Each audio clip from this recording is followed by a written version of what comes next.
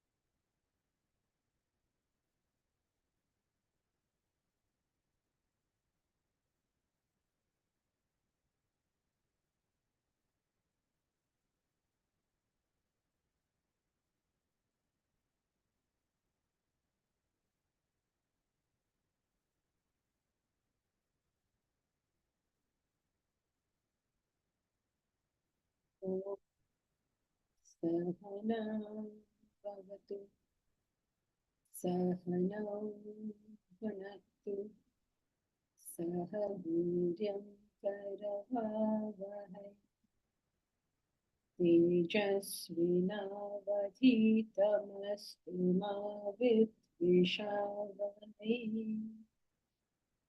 ॐ शान्ति शान्ति शान्ति।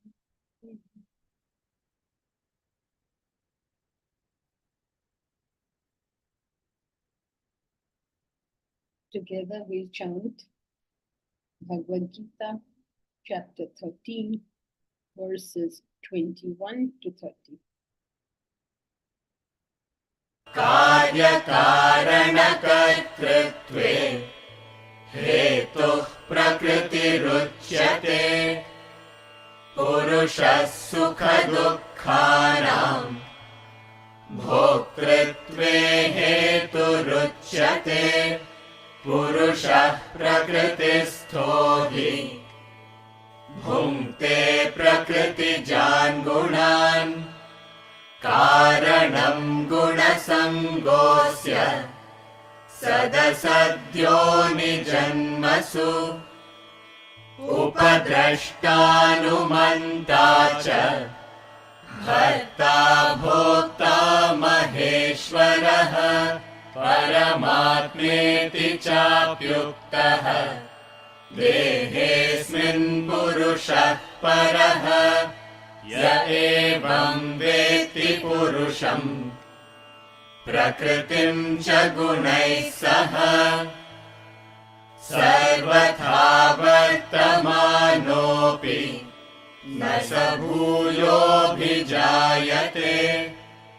ध्यानेनात्मनि पश्यन्ति केचिदात्मानमात्मना, अन्ये साङ्ख्येन योगेन कर्मयोगेन चापरे, अन्ये त्वेवमजानन्तः श्रुत्वान्येभ्य उपासते, तेऽपि चातितरन्त्येव मृत्युं श्रुतिपरायणाः, यावत् सञ्जायते किञ्चित् सत्त्वं स्थावरजङ्गमम्, क्षेत्रक्षेत्रज्ञसंयोगात् तद्विद्धि भरतर्षभ, समं सर्वेषु भूतेषु तिष्ठन्तं परमेश्वरम्, विनश्यत्स्व विनश्यन्तं यः पश्यति स पश्यति, समं पश्यन् हि सर्वत्र समवस्थितमीश्वरम्, न हि नस्त्यात्मनात्मानं ततो याति परां गतिम्, प्रकृत्यैव च कर्माणि क्रियमाणानि सर्वशः, यः पश्यति तथात्मानं अकर्तारं स पश्यति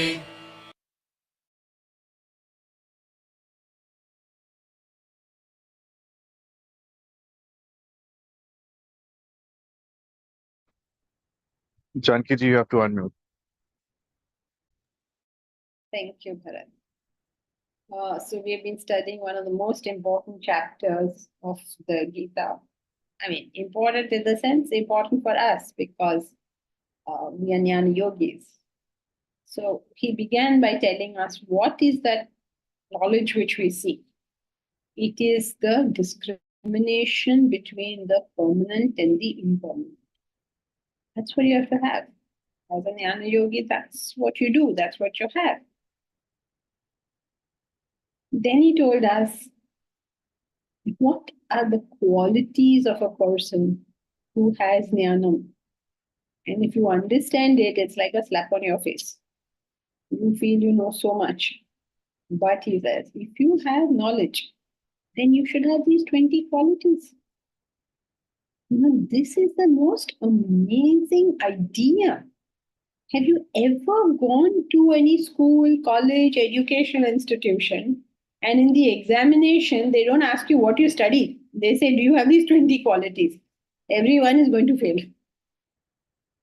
But it's his definition of knowledge. He says, he's not saying this is the definition of a good man. He's saying this is the definition of knowledge. Etat jnanam iti proktam. This is knowledge, so has it been said. Crazy, no? If you understand the immensity of that statement that he has made. Etat jnanam iti. What is jnanam? Is the distinction between Prakriti and Purusha. How do you know you have it? You have these 20 qualities. Are babre, we will fail every test only here. But he is clear and categorical. And that is why our own Indian education system has to somehow be brought back. Imagine, is there this concept anywhere in the world? Have you ever heard of it even in India? This is knowledge. Your knowledge is not what you know. Your knowledge is what You are. you do. What you do is your knowledge. Don't tell us all the information you have. We are most disinterested in knowing how much information there is. Mahesh, you have a question? Yes, I just wanted to know how this relates to Jnana Yoga, this knowledge. And is it like we say Jnana Yoga is differentiate between the permanent and the impermanent? So that is a technique in Jnana Yoga. And if this is knowledge, this is knowledge plus more, or is this all of what Jnana Yoga is about? No, Jnana Yoga is all about the distinction between the permanent and the impermanent, which is what he has told us. Now you say, how do I can distinguish? I know what's permanent, what's impermanent. So how will you know? He gave you a yardstick. He said, if you are these 20 qualities, then you are a Jnana Yogi. Etat jnanam. This is jnanam. Iti proktam. So has it been said. Okay, and this is all of Jnana Yoga, or is there more? This is it. What do you mean? Is there more? Jnana Yoga was due to the difference between Prakriti and Purusha. Okay. So this is the comprehensive Jnana Yoga of these qualities. Okay. Absolutely. Now we can fool ourselves. Oh, I understand all Jnana Yoga. Okay, then do you have these 20 qualities? Okay, thank you.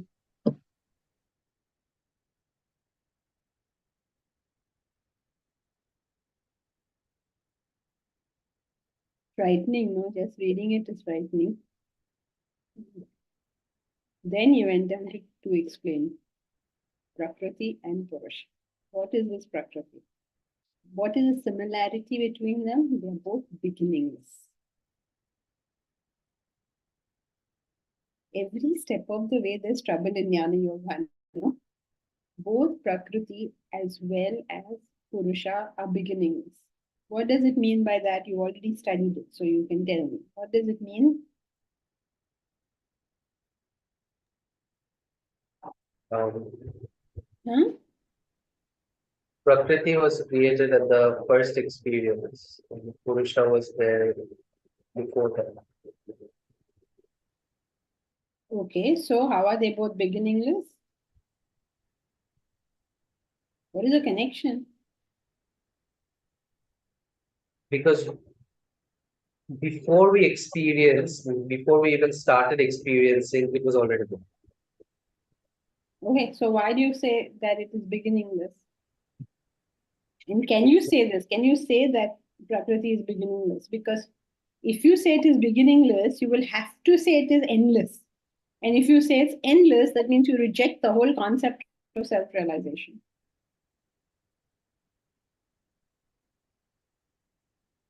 Prakriti is time, space, causation, and hence it is beginningless and endless. If you say that it is beginningless and endless, aren't you saying that, aren't you removing the concept of self-realization? No, the How come? Purusha is the next sentence. It says in that verse that it is what gives us pleasure or pain. Means it's alluding to the whole the base from which anything from of the Prakriti arises also. What is it to do with, okay, the question is, if you claim that Prakriti is beginningless, then it has to follow something that has no beginning, will have no end. If there is no end to Prakriti, how can you have the concept of realization? Because realization is the end of Prakriti.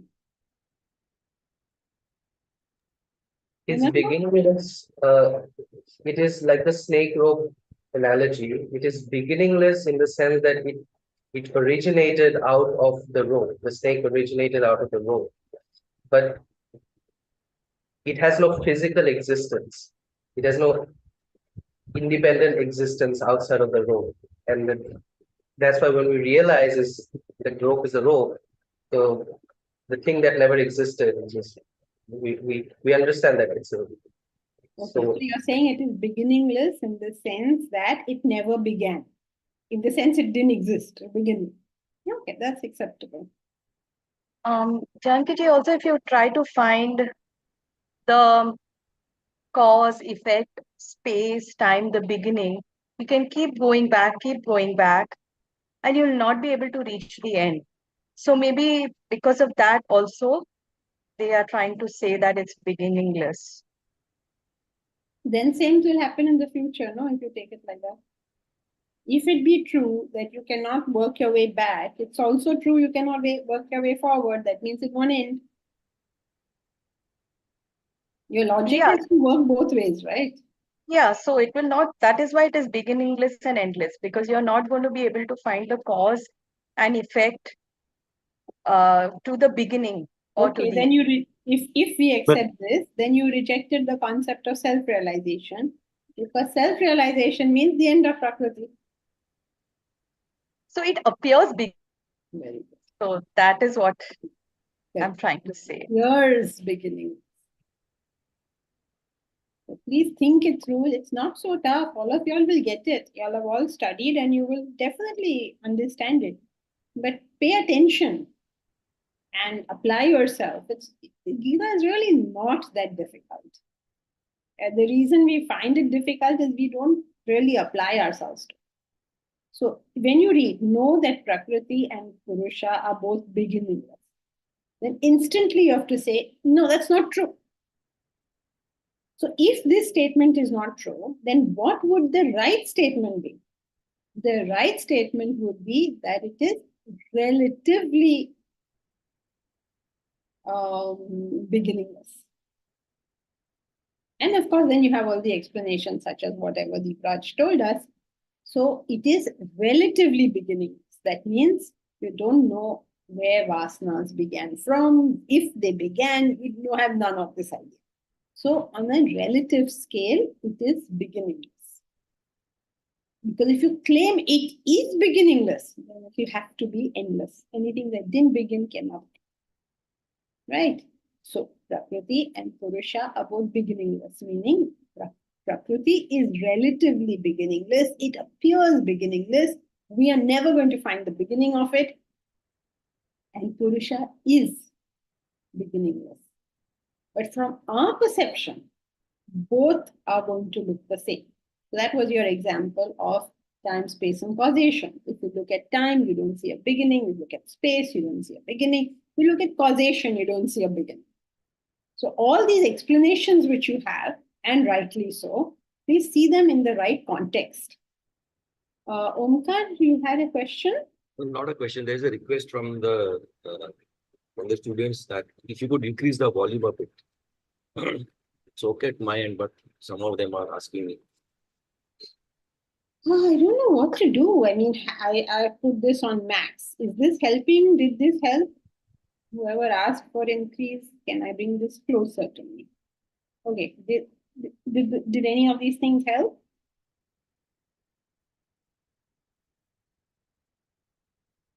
No response? Sound is fine for me. Huh? Sound is fine for me. Okay, It's perfect, Jankiji. okay. Fine, then sound here is always a matter of great debate. We debate the sound here more than any philosophical concept. I hope it's all okay now. All right, so maybe whoever found it wrong, maybe you can, sort of switch on and switch off and switch on again. Don't ask me, I'm not an IT person. All right, so coming back, Prakriti and Purusha are both beginningless in the sense that Prakriti appears beginningless to us, and Purusha is, of course, beginningless. So, because just think about it in the dream world, when you go to sleep, okay, and you're dreaming, and I ask you in your dream, when did this dream begin? You say, I don't know, it's been there forever. So, similarly, when you're in the waking state, where did it begin? Say, I don't know, it's been there forever. Where does universe come from? The physicists are always in search of the answer. But what they don't seem to realize is, okay, suppose we say the universe began at the Big Bang. And you know what the Big Bang is, right? What happened at the Big Bang? All the matter in the universe was condensed, was coagulated, whatever the word you use, was just in a very, very small thing.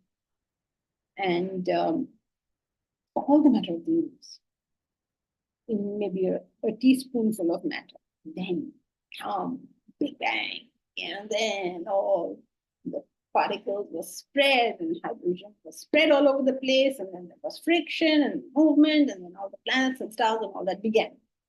This is their theory. And probably a correct theory. We have no way to say this is incorrect because they know their subject. So, let's say this happened.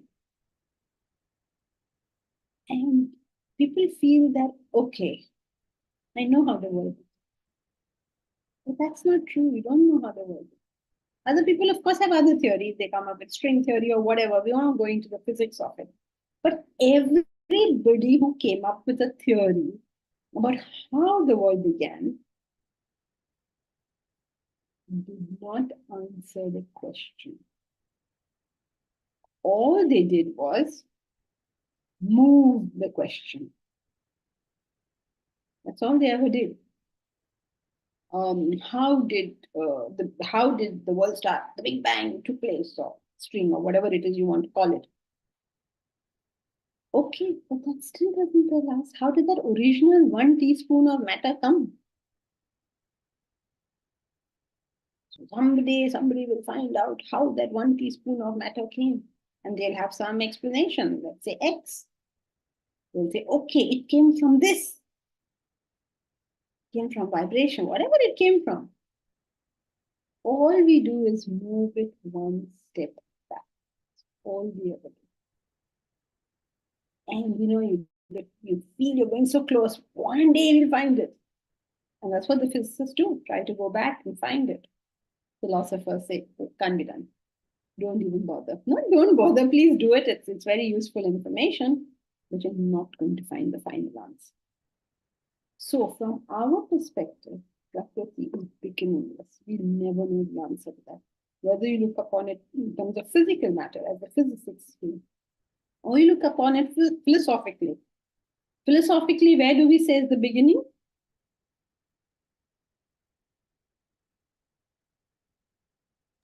Physics After the and first experience, okay. at the first experience. What comes before the experience? Vasanas.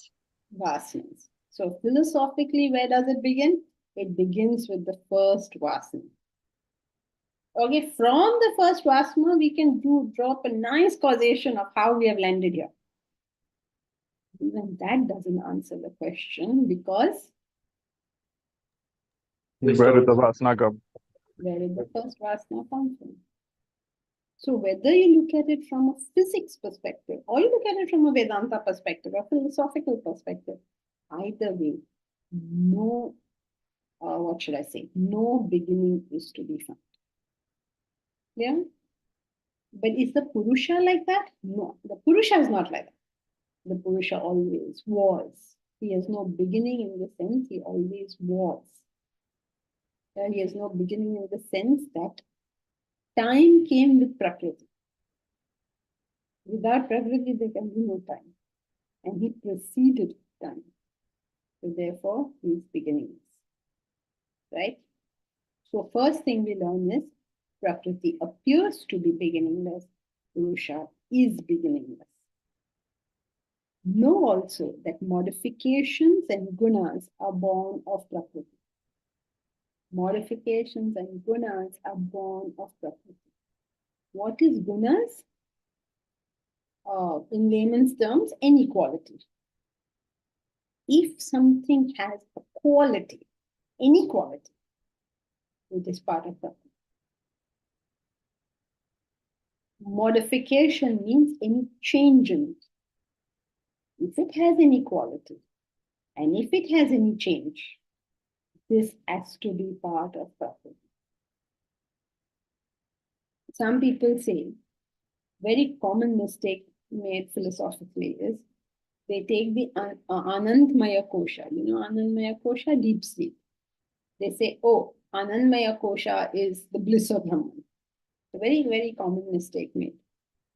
Now, if you read the definitions, you know that that has to be wrong. Why does it have to be wrong? It changes. It changes and it has a quality, both. So, therefore, that cannot be correct.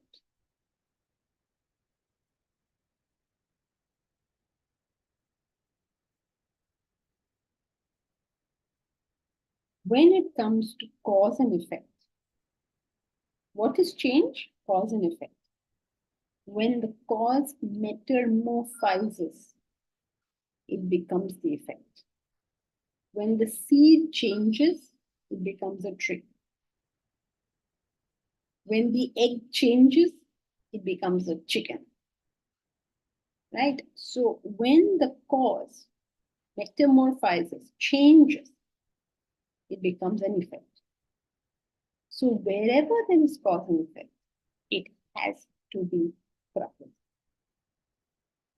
Then comes this much is clear. I'm sure this is clear, right? This is clear to everyone. The problem is always in the second line. But in the experience of pleasure and pain, Purusha is the cause of it. That experiences are caused by, experience of pleasure and pain is caused by Purusha. This is a really unusual statement to make, because you know perfectly well that the self causes nothing. So how can it cause you pleasure and pain? It's impossible. So what is he referring to? He's referring to the fact of consciousness. No matter what is the cause and effect, you cannot have any connection with it, any reaction to it, unless you are conscious. Okay, suppose somebody is being very rude to you, but you're in coma. Can you have any reaction to it? Then you will be like a sage. He's saying so many rude things to you and you're not even reacting. You're a sage. No, he's just in coma. So only when there is consciousness can there be a reaction to the change that took place. So we land in another problem. This consciousness of the change is not pure consciousness. Then why does he refer to it as pure consciousness? It's not Purusha, right? Then why is he referring to it as pure consciousness?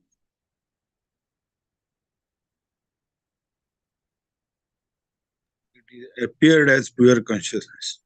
No, it can't appear as pure consciousness. You are conscious of something. So it has to be impure because there's an off there. So why is he referring to it as pure consciousness? Was it enlivency? Yes, because it enlivenses one way of looking at it. But there is there's a more, what should I say, more satisfying explanation. Enlivened you can say and get away with it, of course, but a more satisfactory explanation could be, let's think about this carefully. What happens when you experience pain or when you experience pleasure? What sorrow is the increase of agitations. Pleasure is the decrease of agitation. Right? So when the agitations increase or decrease, what is really happening is that the light of consciousness is either shining through or not shining through. Right? So in that experience, he says, it is Purusha. It is, for instance, let us say, there is a dark room. Okay, you can't see anything in that dark room. Okay, now you have a light. So you put on the light. But the light is covered with many, many layers of, I don't know, red paper or something. Now you can see the room. As these papers increase and decrease, you will have more or less experience of that room. So you could then say that the light is the cause of that experience.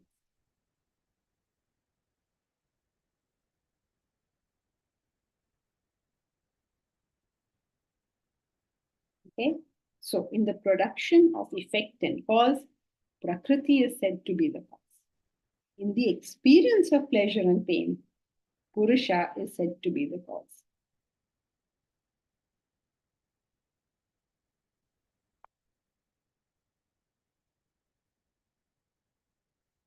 Purusha, now he's explaining it. 22 explains it further. Purusha seated in Prakriti experiences the gunas born of Prakriti. Now we are back on even keel again because you already know this. How do you experience anything? It is a combination of spirit and matter. This you already know. So far, so good. Everyone is okay so far, so good. Please say something so I know that you're at least you're awake. Understand or not, never mind, but at least Yes. awake. Yes, okay. Only one person awake. Where is everybody else? Awake, awake. Awake. Yes, be awake. Okay, very good. Clear, no? Up to this point, all clear, correct? Now, this is all philosophical. Now, काम की बात. काम की बात क्या है? Most people say this, okay, I understand all the philosophy, but what do I do with it in my life? That second line is, what do I do with it in my life? Attachment to the gunas is the cause of its birth in good and evil homes. This is our life now. He's explained the philosophy and he's giving us its relevance in our life. What is the relevance in our life?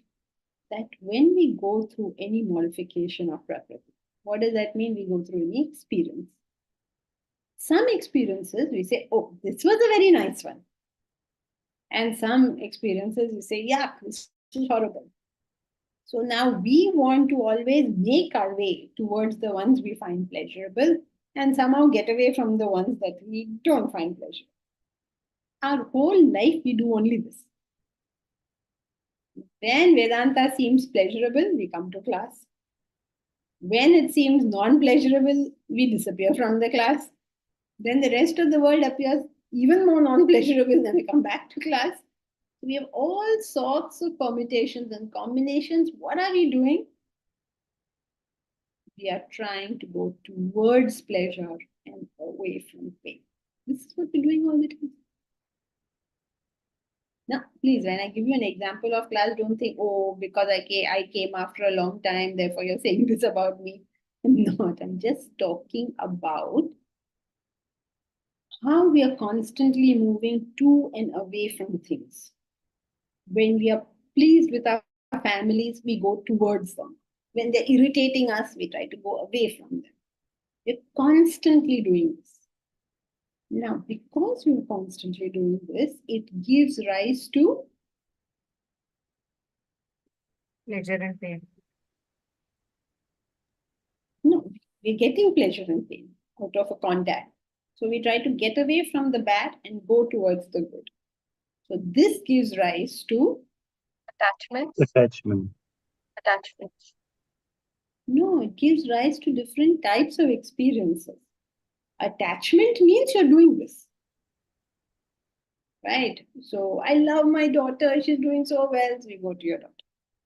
Okay? Then I can't stand something. I don't know. Aditi, is there somebody you can't stand? No, no. I can't give you an example. Aditi is loving, everybody she loves, so I can't give her an example. So now give an example of something we are moving away from. Bharat. I see your hand is raised. So you give Bharat, I don't know what, gulab jamun. Then he will run away from the gulab jamun. The rest of us will run towards it. He will run away from it. Right, Bharat? You can't even say gulab jamun in his presence. So he will not. Yes, indeed. That's correct, right? So we move towards things of pleasure and we move away from things of displeasure, and the consequence of it is We go through different experiences, different types of experiences. we give ourselves different experiences. That's the consequence of it. So when we give rise to an experience, it is called birth. So Bharat is born in the gym, and then when he's finished his workout, he is said to be dead in the gym, and let us say born in Vedanta class. Now, why does he go to the gym, or why does he go to Vedanta class? Please, nothing to do with Bharat. All of us is the same law. Why do we make these movements in our life? Because of our attachment to the gunas. Yeah? Because what do you mean attachment to the gunas? It means your preference for this over that. Okay, so you prefer healthy food over unhealthy food. He's not making a value judgment over here, please. He's not saying you shouldn't do this. He's not saying, oh, Bharat, you should stop going to the gym. That's not what he's saying. What he's saying is, because he has a preference for health over ill health, where will he be born? He will be born in the gym. Somebody else has a preference for taste over bad taste. So where will he be born? He will be born in copper chimney or something. I don't know. So each one of us are born and die in different places because of Our attachment to the gunas. Attachment to that place. attachment to that particular quality or guna. Okay, just a matter of fact. I'm not saying negative things. It's just giving a matter of fact. Clear? Attachment to the gunas is the cause of its birth, including evil wounds. If you are attached to selfishness, self-centeredness, negativity, viciousness, what womb will you be born in? You will be born with other people who are like that.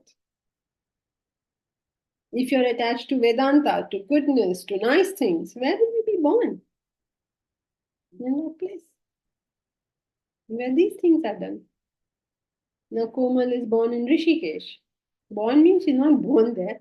Our experience is taken her there. Why is it taken her there? Because of the liking for that particular quality. Whatever quality you like, you will be born in that sphere. If you like trekking, then you'll be born in the mountains. If you like swimming, then you will be born in the swimming pool. Born means you will undertake that experience, right? And these things will keep changing until Realization. Realize it. very until realization. So verse 22 is clear, right? Anyone has any questions up to verse 22? All good? Yes, Janki ji, my hand is aching. Okay, Bharat, go ahead. The example of pleasure pain, can we say that the proximity to the self increases or decreases with desire fulfillment or otherwise? In that sense, can we understand it? Yes, that's what it means. Okay. So we have to start verse 23, right, today? Okay, so let's do. Very, very famous verse of the Bhagavad Gita and very, very interesting verse. Upadrashtanumanta cha bharta bhokta maheshwaraha paramatmeti chapyuktaha dehesmin purusha paraha उपद्रष्टानुमन्ता च भर्ता भोक्ता महेश्वरः परमात्मेति चाप्युक्तः देहेऽस्मिन् पुरुषः परः. Very famous, oft-quoted verse. All serious students of Vedanta should know this verse by heart. There are very few verses in the Bhagavad Gita which you should know by heart, and this is one of them. Because, people will say, oh, isn't that, you study the Gita, isn't that wonderful verse there, Upadrashtanumanta cha bharta bhokta maheshwara. What a superb verse it is. And you say, huh? Then they will say, ye log to sab nonsense class ko ja rahe hain. ये simple सी verses भी नहीं सिखा रहे हैं. So please, उपद्रष्टानुमन्ता च भर्ता भोक्ता महेश्वर परमात्मेति चाप्युक्तः देहेस्मिन् अस्मिन् देहे पुरुषः परः. The supreme Purusha, the supreme being. Again, Purusha does not refer to man, it refers to spirit or it refers to being. So, Paramatmeti. Iti, Paramatma iti, cha, api, yuktaha, asmin dehe, Purusha para. In this deha, in this body, the supreme being, how does he reveal himself? How do we recognize the self? Within asmin dehe, in this deha, how does the Purusha behave? Very interesting verse. Upadrashtanumanta cha. Upadrashta, Anumanta, Bharta, Bhokta, Maheshwara. The self manifests in us in 5 stages. At the lowest stage of evolution, the self in us is a Upadrashta. Upadrashta means witness. So somebody is doing negative things, they're killing people, or I don't know if they're doing some horrible stuff they're doing. How does the self behave in them? Upadrashta simply watches. There is no comment. There is nothing. Upadrashta, witness. It is merely enlivening. It is merely witnessing. When we are doing negative activity, The self does not interfere in it and say, why are you behaving so badly? Right? Does it say, okay, I'm going to withdraw all my powers from you because you're behaving badly? Don't do anything. Upadrishta. Simply watches this madhouse. Then what happens?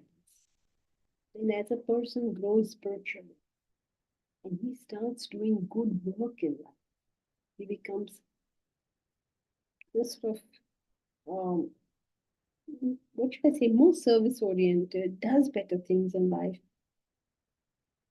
The self manifests, the God in us manifests as a Anumanta.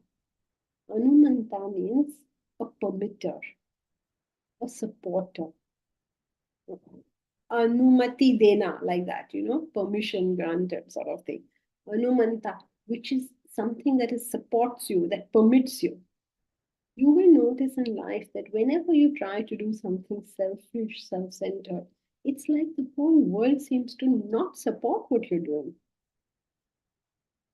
Some people, they go to work, they slog so much, they live in some godforsaken suburb, and then they take the train 4 o'clock in the morning, they reach their workplace, and then they struggle whole day, and all of this they are doing. What are they doing it for? They're doing it for their own personal, kuch khana mile, something, it's all personal.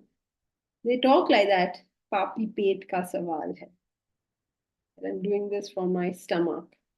So the vision in the work is very low.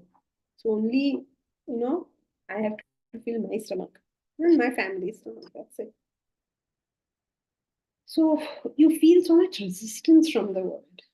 Even if you try to do something wrong in this world, they're not doing something wrong. They're doing okay. They're doing normal stuff. But if you try to do something wrong, or if you try to do something self-centered, you find a lot of resistance from yourself, from outside, everywhere. Nobody supports you. Simple example. Now this election is on in India.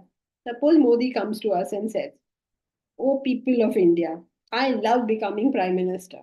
Please give me your vote so that I will become Prime Minister." Will you vote for him?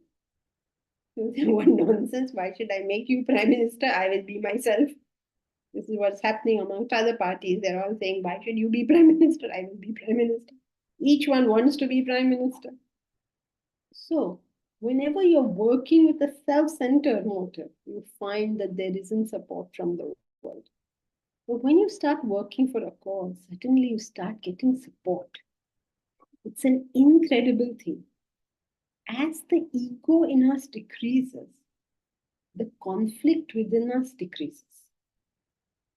And we feel like freer to do things, more supported to do things. And as our service grows, as we grow further and further in this service, he becomes Bharata. Bharata means he fills you up. Like loads and loads of things start coming to you because you are living in this service mode. Things you never expected, things you never thought of, suddenly they start descending upon you. You will notice as you become more service oriented, suddenly you get things that you had never even thought of getting. You didn't know they existed, probably. It becomes a bharata, it becomes a filler. Now it is possible that we can achieve many things in this world. Okay, and many people do also. Okay, so they are all filled up. But then we come to the next stage, which is your capacity to enjoy the things which you have. A selfish person may also get stuff, but he can't reach the stage of a bhokta. Bhokta means one who can enjoy it. So as you become more and more self-sufficient, or as your selfishness decreases, you find firstly work becoming easier. Then success in that work just coming to you, things just coming to you without you even thinking about them. You become the enjoyer. You're able to enjoy every aspect of life.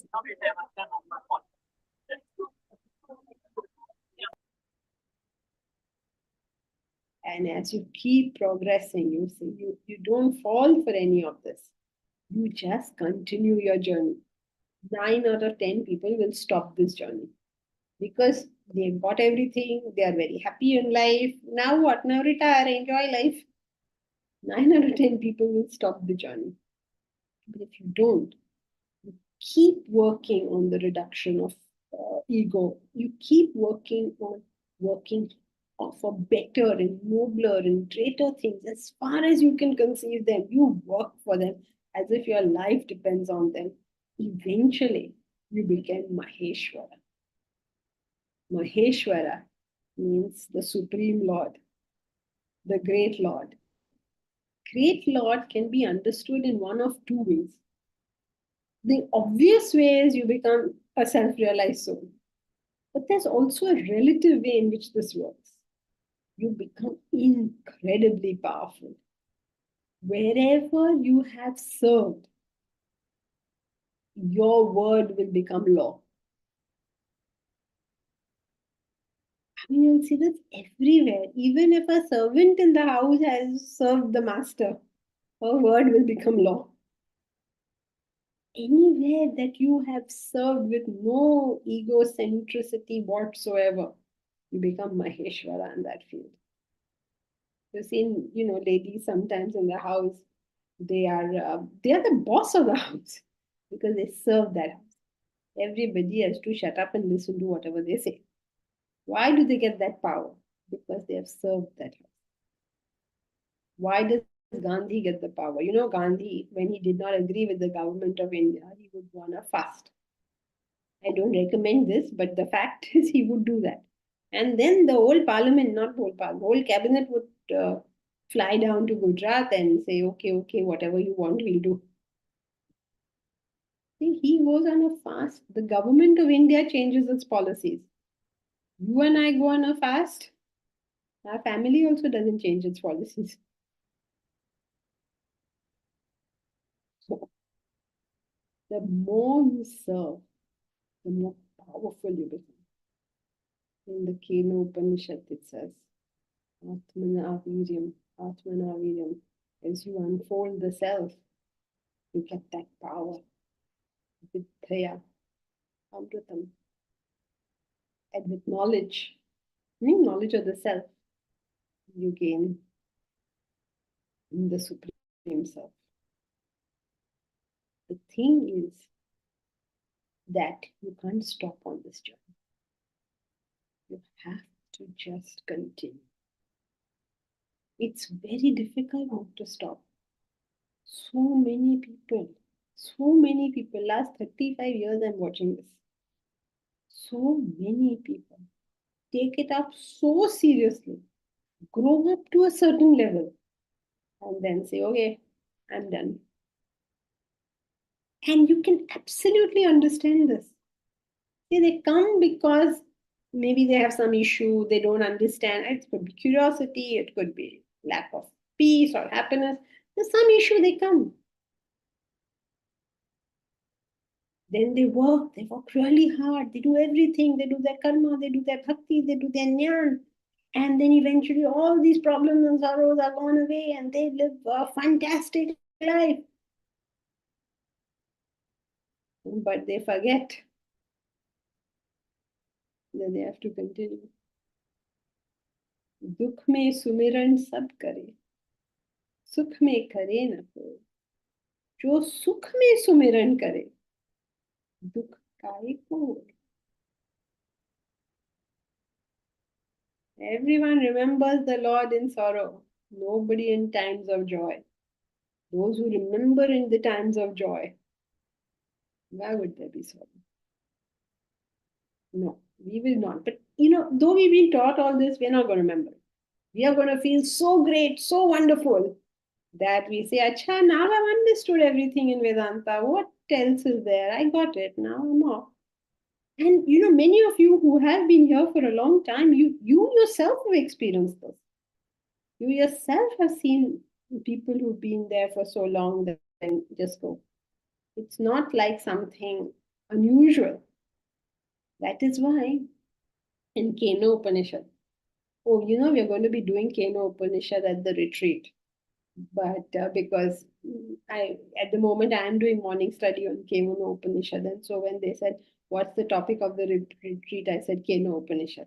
You all want to do Keno Upanishad? You heard of it? Want to do it? Yeah.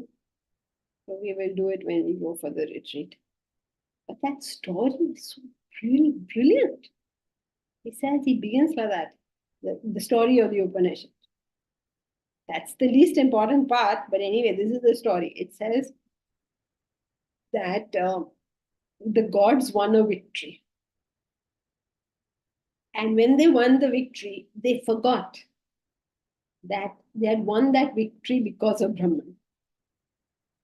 And they started singing and dancing and enjoying and saying, oh, I am the glory. We have the power. You know, all these, I start thinking, I'm so great. And that's exactly what we feel on the, we've got victory, we've done something, we've achieved something by being on the spiritual path. And then, oh, we are so great, we did it.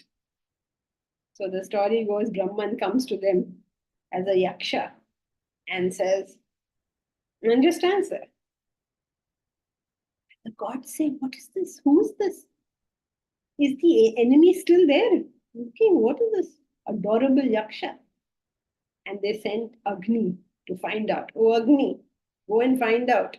Who is this yaksha? Why is he standing there? And Agni goes there. And the yaksha asks Agni, what is your power? And Agni says, I am Agni. I am Jatavid. More of all things.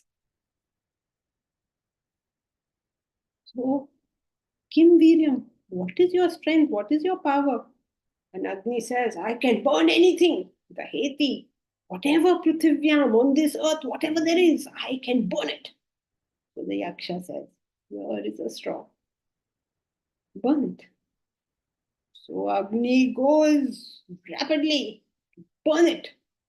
And no matter how much he tries to burn it, the straw doesn't burn. I shouldn't get involved in telling you the story of Keno Upanishad.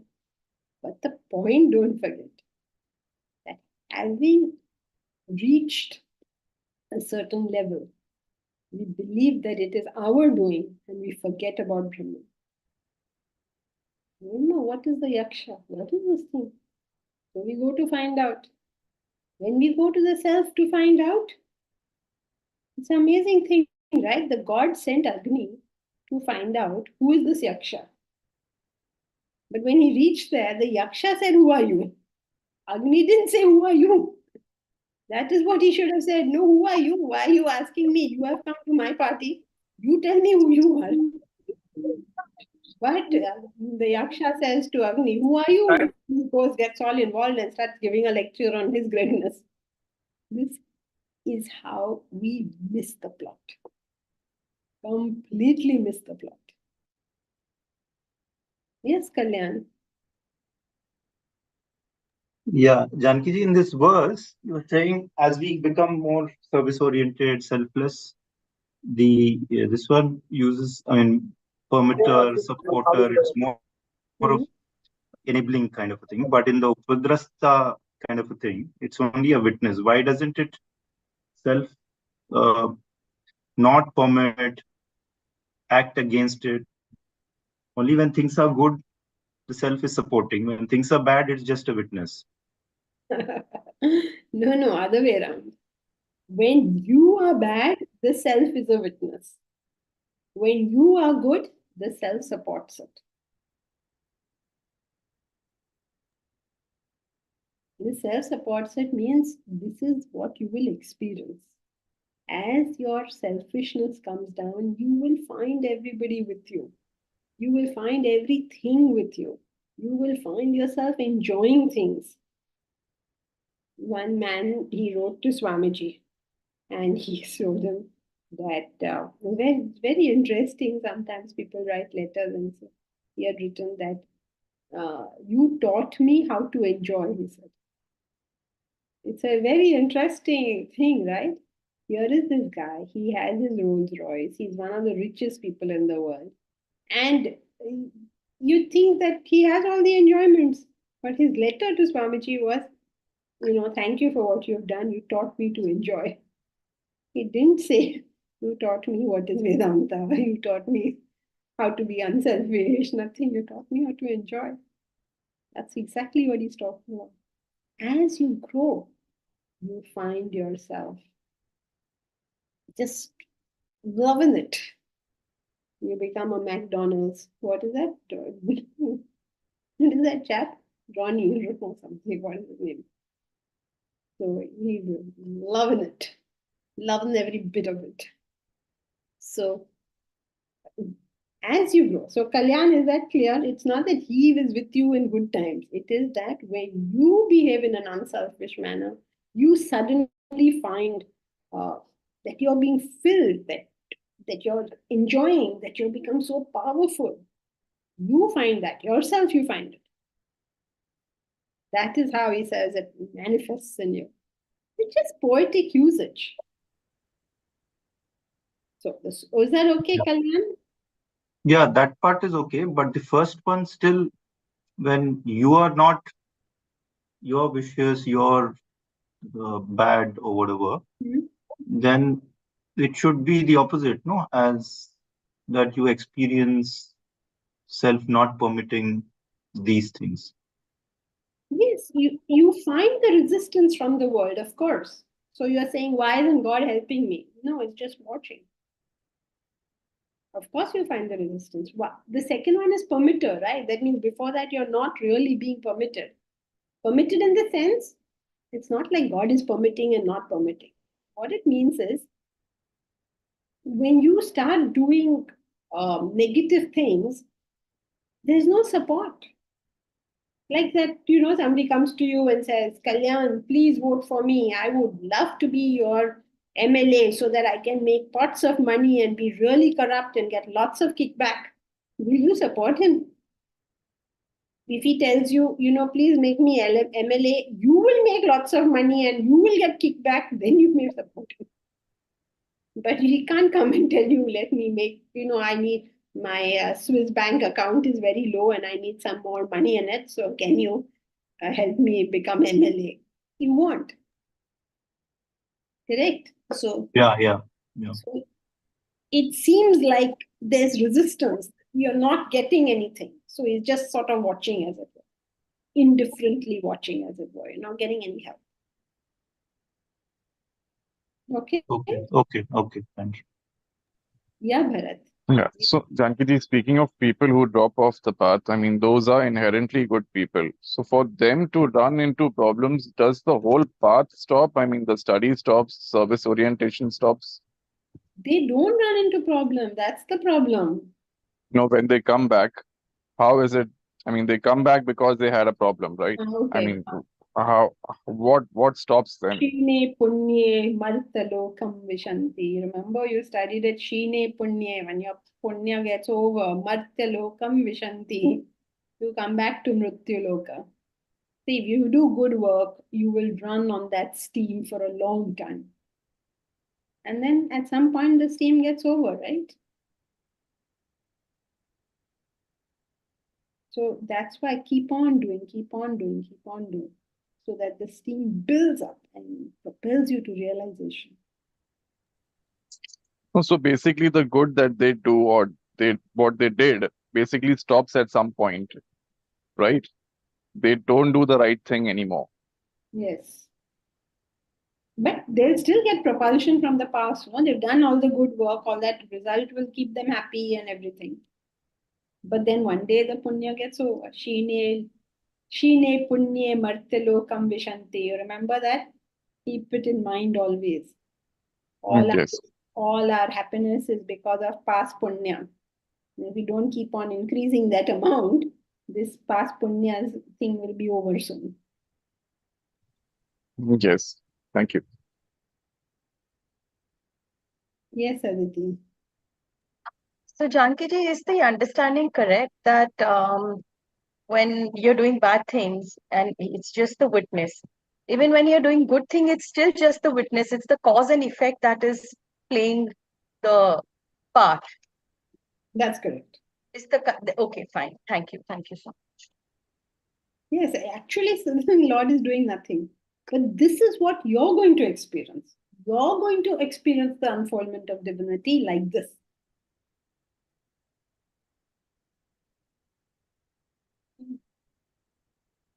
So please learn this by heart. Upadrashta, Numanta, cha, Bharta, Bhokta, Maheshwara.